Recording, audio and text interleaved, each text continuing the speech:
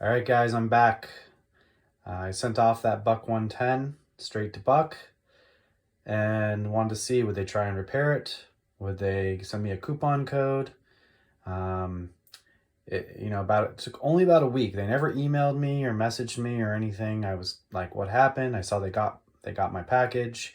About a week after they got it, I got this box in the mail, and I didn't even realize what it was because I was expecting the package for something else. And so what did they do with that 110? Did they fix it? Nope. But even better, brand new. They gave me a brand new Buck 110 as a replacement. So that other one was unrepairable. It kind of felt like it would be.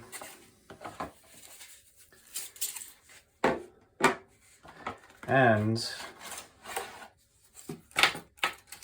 look at that, famous forever warranty, which they just proved it. So brand new sheath, smells like new leather. And here's the brand new Buck 110. And interesting enough, obviously it's polished, it's beautiful. I did notice this came straight from Idaho. If you look deep in there, you can see some kind of a little bit of green fuzz. The brass does that when it gets oxidized.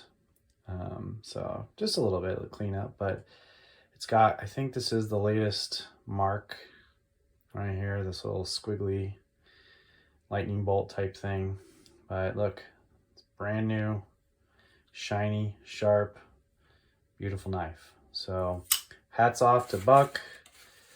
They took care of their warranty. So, from a flipper's perspective, I was able to get an old beat up knife from the 70s and turn it in and get, basically a brand new knife for it, and so that's a way to flip a $20 knife, $10 knife into a $50, $60, $70 knife as a resell.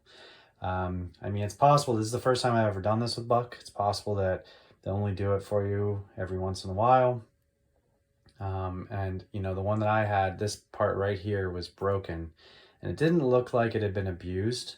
The knife had been used, but it was still full. It didn't look like a knife that had been really abused. It just been used a bit. And so for it to crack right there on the brass and for this piece to be loose, it seemed like that should be something covered under warranty.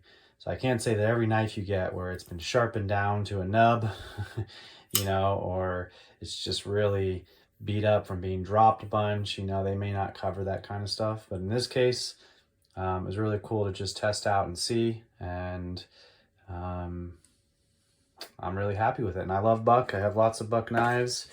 I'm actually going to be showing off and possibly selling this one. This is another really old knife. I actually think this one, back in the day before the 86, Buck didn't even make their little knives. They only made the 110s and the 119s, the fixed blade knives. And so these knives, that say they have a little hammer on them. And they say Buck USA, but usually you can tell that when they have these really long fingernail pulls, these are actually Camillus made knives.